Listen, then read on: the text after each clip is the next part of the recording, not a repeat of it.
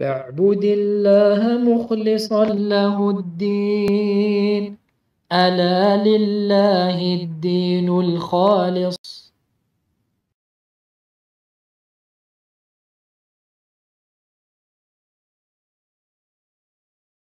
بسم الله الرحمن الرحيم. الحمد لله رب العالمين، والصلاة والسلام على أشرف الأنبياء والمرسلين نبينا محمد وعلى آله وأصحابه أجمعين.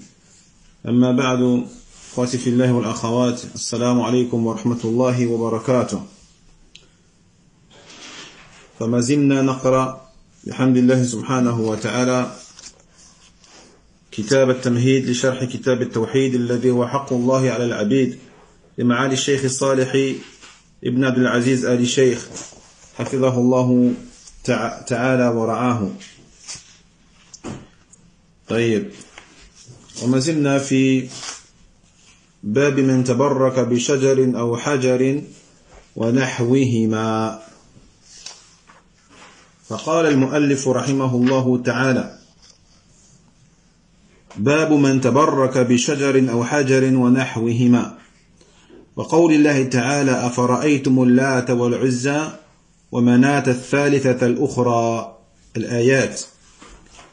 عن أبي واقد الليثي رضي الله عنه قال: خرجنا مع رسول الله صلى الله عليه وسلم إلى حنين، ونحن حدثاء عهد بكفر، وللمشركين سدرة يعكفون عندها وينوطون بها أسلحتهم، يقال لها ذات أنواط. فمررنا بسدرة فقلنا: يا رسول الله، اجعل لنا ذات أنواط كما لهم ذات أنواط. فقال رسول الله صلى الله عليه وسلم: الله أكبر، إنها السنن. قلتم: والذي نفسي بيده، كما قالت بنو إسرائيل لموسى: اجعل لنا إلها كما لهم آلهة. قال: إنكم قوم تجهلون، أتركبون سنن من كان قبلكم. رواه الترمذي وصححه. طيب، إذن قوله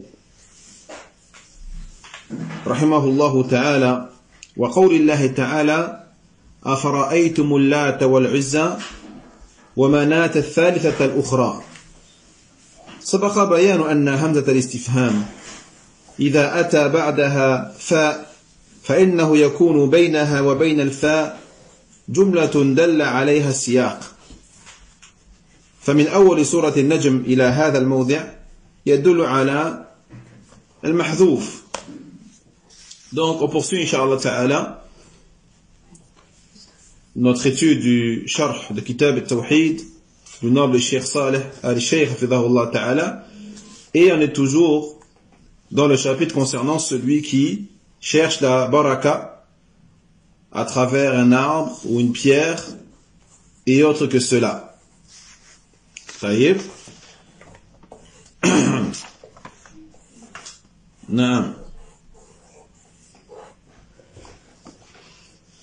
Donc il dit ici la parole d'Allah Tabaraka wa Ta'ala: Afara'aytum al-Lat wal-Uzza. Dans le sens rapproché, que dites-vous de al-Lat, de al-Uzza et de ce troisième autre, de cette troisième dernière, Manat. Taïb. Il dit le Cheikh Salih Hafidhahullah Ta'ala, on a vu déjà l'explication de cette formule. Lorsque Allah Tabaraka wa Ta'ala commence par le hamza de l'interrogation, le hamza qui est qui sert à poser une question, et que juste après nous avons la lettre fa, comme ici fa, afara'aytum. Taïeb. Donc il dit, lorsqu'on a ce hamza d'interrogation suivi de ce fa là, eh bien sache qu'il y a entre les deux une phrase qui est sous-entendue. Il y a une phrase qui est implicite et qui donc dépendra du contexte et de ce qui a été dit avant ce verset-là. C'est pour ça qu'il dit les cheikh, donc du début de la sourate An-Najm jusqu'à ce verset-là qui est le verset 19, eh bien, à partir de ce début, de ces premiers versets jusqu'au verset 19, cela nous montre le contexte qui va nous indiquer quelle phrase, justement, est implicite entre le hamza d'interrogation et le fa qui vient juste après. Vous voyez? En gros, si vous voulez, après tout ce que Allah tabaraka wa ta'ala nous a informé à propos du prophète sallallahu alayhi wa sallam, à propos de la révélation qui est descendue sur le prophète, du message d'Allah tabaraka wa ta'ala qui appelle les gens à uniciser Allah jalla wa ala dans l'adoration, et dans tout ce qui est propre à Allah jalla wa ala, Allah subhanahu wa ta'ala ici nous parle maintenant des choses que les associateurs adorent en dehors de lui. Et parmi ces choses-là qu'ils adoraient, Al-Lat, Al-Uzza et Manat. Voyez? Que dites-vous de ces trois idoles adorées en dehors d'Allah tabarak wa ta'ala? طيب أي نعم قال الإمام القرطبي رحمه الله تعالى لما ذكر الوحي إلى النبي صلى الله عليه وسلم وذكر من آثار قدرته طيب فهنا حاج المشركين أي الله تبارك وتعالى بعدما ذكر الوحي إلى النبي صلى الله عليه وسلم هذا في أول سورة النجم وذكر من آثار قدرته ما ذكر حاج المشركين إذ عبدوا ما لا يعقل وقيل أفرأيتم هذه الآلهة التي تعبدونها أوحينا إليكم شيئا كما أوحي إلى محمد صلى الله عليه وسلم وكانت اللات لثقيف والعزى لقريش وبني كنانة ومنات لبني هلال وقال هشام أي ابن هشام كانت منات لهذيل وخزاعة. طيب. Bon, pour que vous compreniez mieux, il dit l'imam al-Qurtubi rahimahullah ta'ala, donc au début de la sourate An-Najm,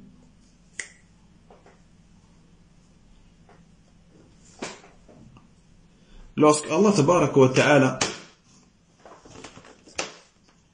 donc a mentionné la révélation descendue sur le prophète alayhi salatu wassalam et qu'Allah subhanahu wa ta'ala au début de la sourate a évoqué les conséquences de sa pleine puissance parmi les choses qu'il a mentionnées au début de la sourate.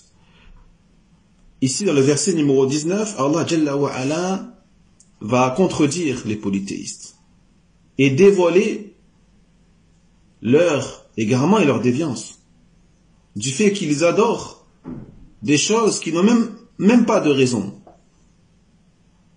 qui ne possèdent même pas la raison. Taïeb, des savants disent également Afara'aytum al-Lat wal-Uzza, c'est-à-dire, que dites-vous de ces divinités que vous adorez?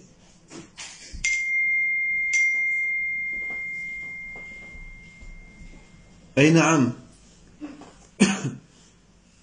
Vous ont-elles révélé quoi que ce soit? Est-ce que ces divinités, est-ce que Al-Lat, est-ce que Al-Uzza, est-ce que Manat ont descendu sur vous une révélation comme Allah Jalla wa Ala a descendu sur Mohammed une révélation? Taïeb. Il faut savoir donc que Al-Lat était une divinité qui était adorée par le clan de Thaqif. Al-Uzza était adorée par Quraysh ainsi que Bani Kinana. Et Manat était adoré par le clan de Hilal. Le clan de Din.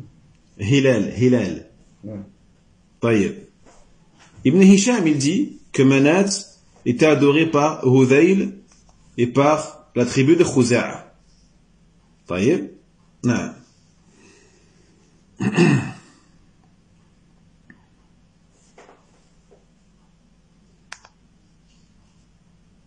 جيد.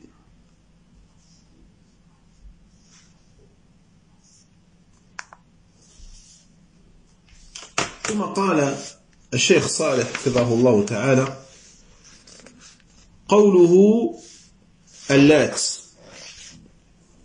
هي صخرة بيضاء منقوشة عليها بيت بالطائف وما هدمت إلا بعد أن أسلم الثقيف أرسل إليها النبي صلى الله عليه وسلم المغيرة ابن شعبة رضي الله عنه فهدمها وكسرها وحرقها بالنار وكان عليها بيت ولها سدنة وخدم فالمقصود أن اللات صخرة وصفت بأنها بيضاء.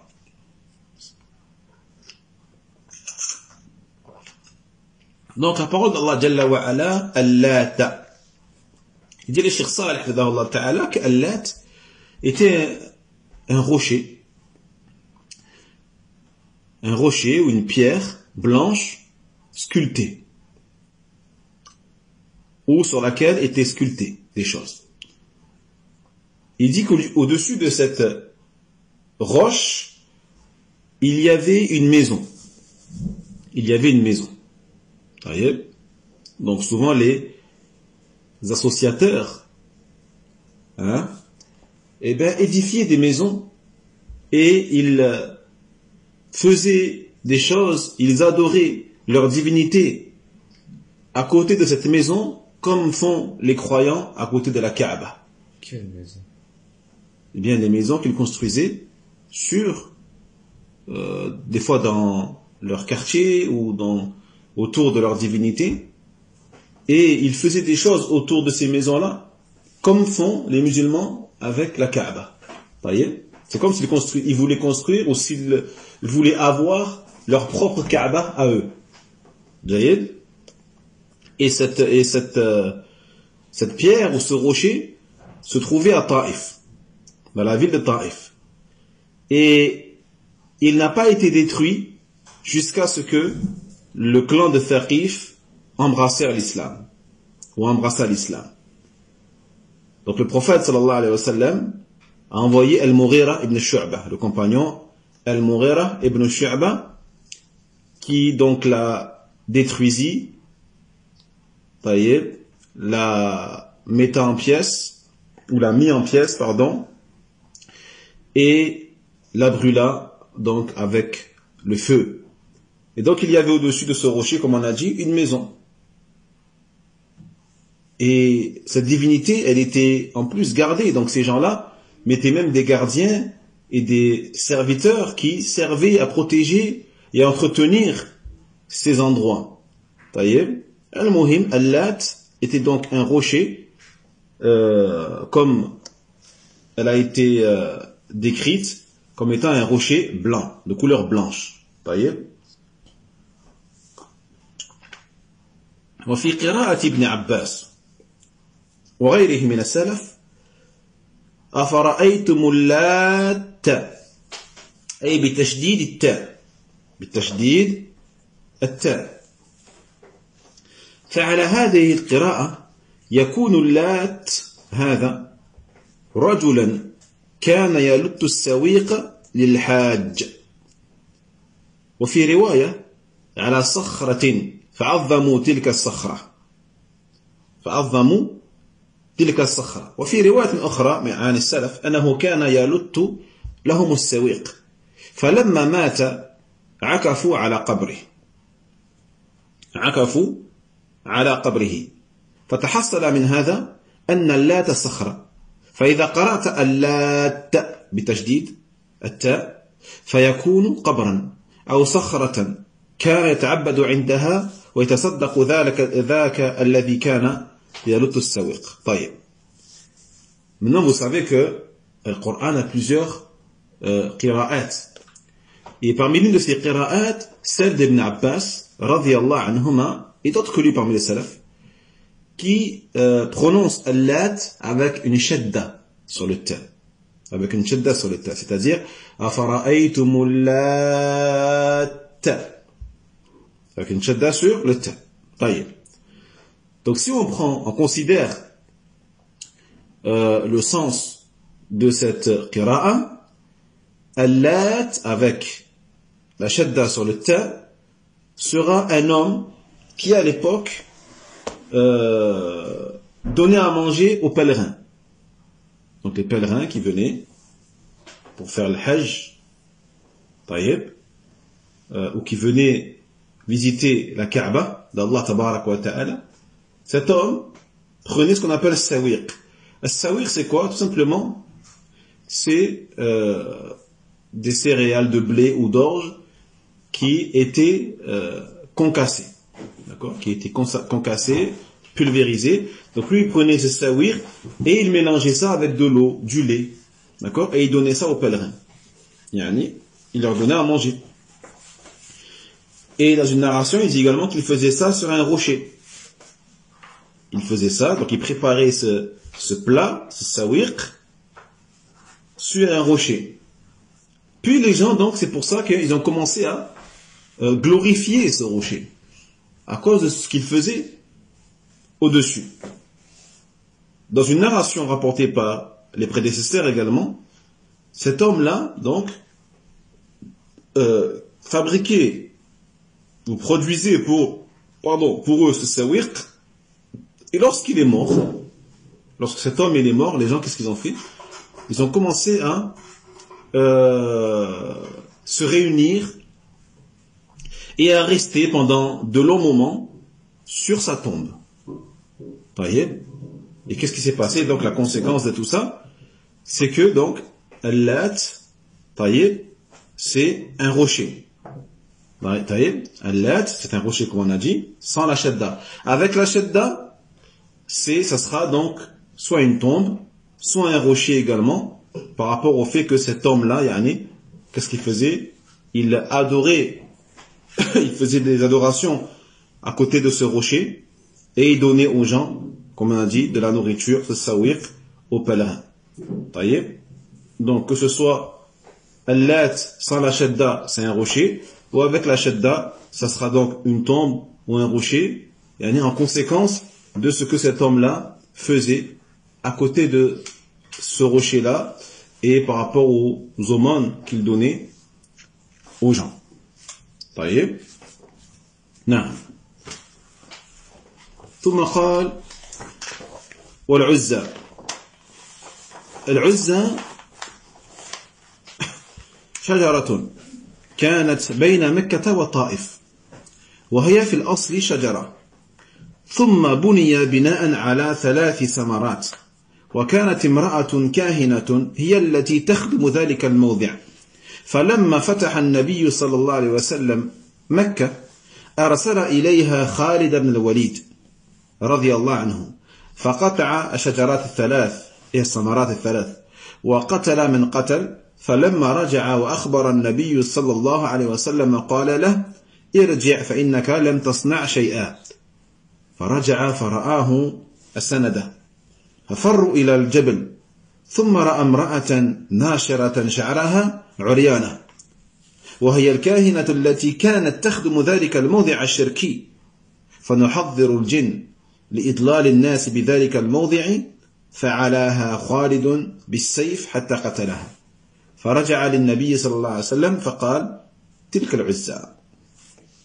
طيب donc العزى, on a parlé de Lat, maintenant al-Uzza. Al-Uzza c'était un arbre. Al-Uzza c'était un arbre qui se situait entre Mecca et Taif. Donc à la base on a dit Al-Uzza c'est un arbre. Puis par la suite ils ont Naam, donc elle a été Al-Uzza, cet arbre là a été Naam. Puis ils ont construit, donc comme on a dit, un édifice au-dessus de 3 samarats. Samarats, c'est des arbres. D'accord? C'est des espèces d'arbres. Des édifices sur 3 arbres. Et il y avait, à cet endroit-là, une femme qui était considérée comme étant kahina, donc qui prétendait connaître le futur et l'invisible. Et qui travaillait pour cet endroit. Cette femme-là travaillait pour cet endroit-là. Donc lorsque le prophète, alayhi salatu wassalam, il a conquis Mecca, il a envoyé donc à cet endroit-là Khalid ibn al-Walid, radiyallahu anhu. Donc il y est allé, il a coupé les 3 arbres. Et il a tué ceux qu'il a tués. Ensuite, il est revenu et il a informé le prophète, sallallahu alayhi wa sallam, de ce qu'il a fait. Le prophète, il lui a dit, retourne-y, car tu n'as rien fait. Retourne-y, car tu n'as rien fait. Donc il y est retourné et il a trouvé là-bas des gens qui travaillaient pour cette divinité et qui protégeaient l'endroit. Donc lorsqu'ils ont vu Khalid, ils se sont enfuis dans la montagne. Puis il a vu une femme avec les cheveux ébouriffés et nus. Une femme qui avait les cheveux ébouriffés et nus.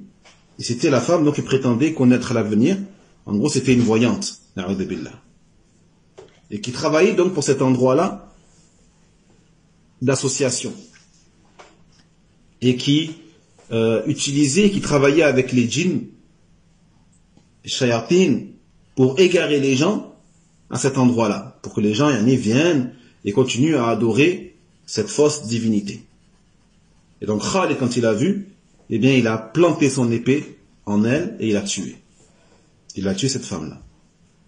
Et lorsqu'il est revenu auprès du prophète sallallahu alayhi wa sallam, le prophète il lui a dit, Tilka al-Uzza, c'est ça al-Uzza. C'est ça al-Uzza. والمقصود أن العزة اسم لشجرة كانت في ذلك الموضع وكان تعلق الناس في الحقيقة بتلك الشجرة وبالمرأة التي كانت تخدم ذلك الشرك فلو قطعت الأشجار وبقيت المرأة فإن المرأة ستغري الناس مرة أخرى بما ستذكره لهم أو ما تحكيه لهم أو ما تجيب به مطالبهم عن طريق الجن فلا يكون الشرك قد انقطع ولهذا قال النبي صلى الله عليه وسلم تلك العزى يعني أن حقيقة العزى هي تلك المرأة التي تغري الناس بذلك الشرك وإلا فهي شجرة. Donc, pour résumer, Al-Uzza, c'est un nom, c'est le nom d'un arbre. Al-Uzza, c'est le nom d'un arbre qui se trouvait donc à cet endroit-là et auquel le cœur des gens était attaché. Il était attaché non seulement à cet arbre-là, mais aussi à cette femme qui travaillait donc qui travaillait à cet endroit-là et qui entretenait cette fausse divinité et ce polythéisme. C'est-à-dire que si les arbres sont coupés, mais que on n'arrête pas cette femme-là, et qu'on ne la réduise pas sous silence, elle va continuer à séduire les gens et à tenter les gens. En leur disant ce qu'elle leur disait, en leur racontant des légendes ou des mensonges, ou alors en leur donnant ce que les gens demandent. Mais bien sûr, elle va leur donner ces choses-là en travaillant avec les djinns et les shayatines qui vont l'aider à répondre à ce que les gens lui demandent. Et donc, on ne peut pas interrompre le polythéisme si on laisse en vie cette personne-là, cette femme-là. C'est pour cela que le prophète sallallahu alayhi wa sallam, il a dit, c'est ça l'Uzza. C'est-à-dire qu'en vérité, Al-Uzza, en vérité, c'est cette femme-là qui séduit les gens, qui tente les gens et qui incite les gens à associer à Allah tabaraka wa ta'ala. Même si à la base, c'est un arbre. Même si à la base, c'est un arbre, Al-Uzza. Mais si tu coupes l'arbre, mais que la femme continue à appeler les gens à associer à Allah tabaraka wa ta'ala, eh bien le shirk ne cessera pas. D'accord? Donc le but final, c'était d'arrêter cette femme-là, qui était la cause de polythéisme majeur. Wala yad billah. طيب. قال الأعمش سموا اللات من الإله سموا اللات من الإله والعزى من العزيز. قال ابن جرير وكانوا قد اشتقوا اسمها من الله جل وعلا فقالوا اللات مؤنثة منه تعالى الله عن قولهم علوا كبيرا. وأما منات فكانت بالمشلل عند قديد بين مكة والمدينة وكانت خزاعة والأعمش والأوس خزاعة والأوس والخزرج يعظمونها ويهلون منها للحج إلى الكعبة. وأصل اشتقاقها من اسم الله تبارك وتعالى المنان وقيل من الله شيء إذا قدره وقيل سميت منات لكثرة ما يمنى أن يراق عندها من الدماء للتبرك بها. Il dit l'imam al-A'mash, Sulayman ibn Mihran al-A'mash, il dit qu'ils ont appelé cette divinité, ils l'ont appelée Al-Lat. Al-Lat par rapport au mot Al-Ilah. Al-Ilah qui veut dire le Dieu ou la divinité en arabe. Donc ils ont transformé Al-Ilah, ils l'ont transformé en Al-Lat. D'accord? Donc il dit qu'Al-Lat ça vient de là. Alors que l'Uzza, ils disent qu'il vient d'un des noms d'Allah tabaraka wa ta'ala qui est Al-Aziz. Ils ont transformé Al-Aziz en Al-Uzza. Taïeb. Il dit Ibn Jarir qu'en vérité, ils ont pris donc Al-Uzza, donc du nom d'Allah tabaraka wa ta'ala. Et ils disent même que Al-Lat, on revient au nom Al-Lat, qui est tiré de Al-Ilah, ils disent que Al-Lat, a'udhu billah, c'est le féminin du nom d'Allah tabaraka wa ta'ala. C'est le féminin du nom d'Allah tabaraka wa ta'ala. Allah est élevé, bien sûr, de ce qu'ils disent, de manière absolue. Ainsi que Manat. Donc Manat, on le verra, Inch'Allah ta'ala, déjà se trouvait à un endroit, une vallée qui s'appelle Al-Mushallal. Al-Mushallal, qui donc était un endroit appelé Qudayd, entre Mecca et Al-Médina. Il faut savoir qu'elle était glorifiée par la tribu de Khuza'a, Al-Aws et Al-Khazraj, qui commençaient même à faire des incantations ou à dire des formules lorsqu'ils partaient faire le pèlerinage. Eh bien, ils commençaient à partir de cet endroit-là, lorsqu'ils partaient à Al-Kaaba. D'accord? Naam. Et donc, la Manat, également, il est tiré d'un des noms d'Allah tabaraka wa ta'ala qui est Al-Mannan. Donc, un des noms d'Allah, Al-Mannan, de ce nom, ils ont tiré Manat. Certains disent également c'est par rapport au verbe mana. Le fait que lorsqu'on dit manallahu shay, ça veut dire que Allah Jalla wa Ala, il a décrété quelque chose ou prédéterminé quelque chose. D'autres également disent que elle a été appelée Manat par rapport au verbe yumna, qui veut dire déverser du sang. Par rapport donc à l'abondance d'offrandes et de sang des bêtes qu'ils égorgeaient pour cette divinité-là, dans le but de rechercher la baraka, hein, à travers cette divinité. C'est pour ça qu'elle a été appelée Manat. Fahim? Na'am. Wallahu a'lam. وقوله ومناة الثالثة الأخرى والأخرى يعني الوضيعة الحقيرة وكانت مناة هذه أيضا صخرة وسميت مناة لكثرة ما يمنى عليها من الدماء تعظيما لها. Donc dit le Cheikh Salih hafidhahullah ta'ala, donc Manat, lorsqu'Allah dit wa Manat al-thalithat al-ukhra, et la troisième dernière Manat, donc al-ukhra c'est-à-dire la dernière, dans le sens c'est celle qui est vraiment minable, hein, et méprisable. Donc Manat, c'était aussi un rocher, comme pour Al-Lat, d'accord, comme pour Al-Lat, c'était un rocher.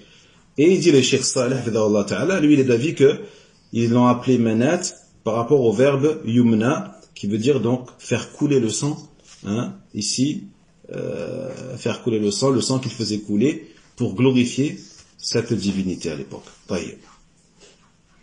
ووجه مناسبة الآية للترجمة أن ما كان يفعله المشركون عند هذه الثلاث هو عين ما يفعله المشركون في الأزمنة المتأخرة عند الأحجار والأشجار والغيران والقبور. Maintenant, quel est le lien entre ce verset-là et le titre du chapitre? Hein, vous vous rappelez le titre, c'est quoi du chapitre? Le chapitre de celui qui recherche la baraka à travers les arbres, une pierre ou autre. Donc c'est quoi le lien entre Al-Lat, Al-Uzza, Manat avec ce chapitre? Il dit, eh bien, ce que les associateurs faisaient avec Al-Lat, Al-Uzza et Al-Manat, c'est ce que font les gens aujourd'hui, hein, avec les pierres, avec les arbres, avec les grottes, avec les tombes, qu'ils glorifient, qu'ils adorent en dehors d'Allah tabaraka wa ta'ala, ou qui prétendent être des intermédiaires entre eux et Allah jalla wa ala. Donc ceux qui recherchent la baraka à travers un arbre, à travers une pierre, à travers de la terre ou autre, eh bien en vérité, il est similaire et semblable aux polythéistes qui adoraient Al-Lat, Al-Uzza et Manat. Taïb, et na'am. Même si, comme on a dit, il se peut que le fait de rechercher la baraka à travers ces choses-là est du shirk, mais ça peut être du shirk mineur ou majeur selon l'intention de la personne. طيب. ومن قرأ شيئا مما كان يصنعه المشركون علم غربة الإسلام في هذه البلاد قبل هذه الدعوة وأن الناس كانوا على شرك عظيم وإذا تأملت أحوال ما حولك من البلاد التي ينتشر فيها الشرك وجدت من اتخاذ الأشجار والأحجار آلهة وتبرك بها الشيء الكثير وأعظم من ذلك اتخاذ القبور آلهة يتوجه إليها ويتعبد عندها. Celui, il dit le cheikh, celui qui lit ce qui est fait par les polythéistes, donc ce qui était fait par les polythéistes concernant notamment donc ces trois divinités et d'autres divinités qu'ils adoraient en dehors d'Allah tabaraka wa ta'ala, qui étaient nombreuses et innombrables. Il s'apercevra donc de l'éloignement de l'islam dans ces pays-là, avant que la da'wah du prophète sallallahu alayhi wa sallam ne commence.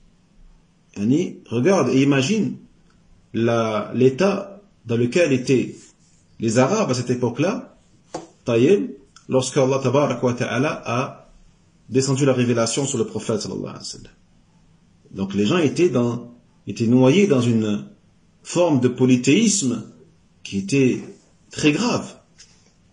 Taïb, il dit le cheikh, puis toi maintenant, si lorsque tu vas réfléchir sur l'état des pays autour de toi, dans lesquels le shirk il est répandu, taïm, eh bien tu verras que les gens prennent des arbres, des pierres comme des divinités, à travers lesquelles ils recherchent la bénédiction. Tu verras que cela existe énormément, même dans les pays musulmans. Taïm. Et plus grave encore que cela, le fait de prendre les tombes en tant que divinité, des tombes vers lesquelles les gens se tournent, les gens voyagent pour des fois aller adorer ce genre de tombes auprès desquelles ils adorent des saints et font des actes horribles d'association. طيب فقال الشيخ الراجحي حفظه الله تعالى إذا تبين هذا فمعنى الآية كما قال القرطبي رحمه الله إن فيها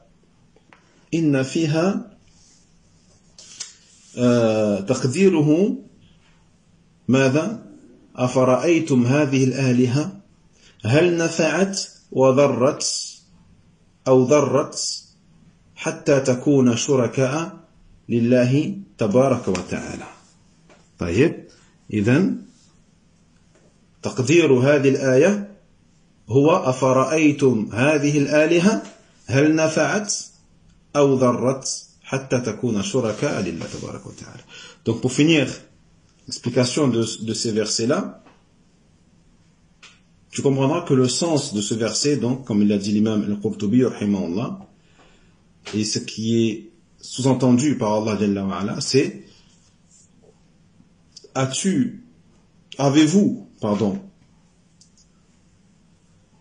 avez-vous vu ces divinités? Est-ce qu'elles sont utiles? Ou est-ce qu'elles sont nuisibles? Est-ce qu'elles peuvent profiter? Est-ce qu'elles sont capables de nuire en quoi que ce soit? Afin qu'elles deviennent des associés à Allah Tabaraka wa Ta'ala.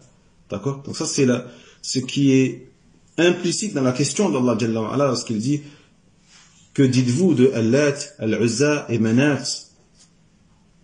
Ça veut dire que pensez-vous que ces choses-là profitent ou peuvent nuire? La réponse bien sûr elle est non. Alors pourquoi vous les prenez et vous les mettez comme des associés à Allah Jalla wa Ala et vous les adorez en dehors d'Allah subhanahu wa ta'ala? Taïb. Naam. Donc alhamdulillah, on finit le cours sur ça inshallah ta'ala et on continuera donc sur le hadith de Abi Waqid al-Laythi radiyallahu anhu la semaine prochaine inshallah ta'ala. والعلم عند الله وآخر دعوانا أن الحمد لله رب العالمين وصلى الله على نبينا محمد وعلى آله وأصحابه أجمعين وسلم تسليما. بارك الله فيكم والسلام عليكم ورحمة الله وبركاته. وينجي الله الذين اتقوا بمفازتهم لا يمسهم السوء ولا هم يحزنون.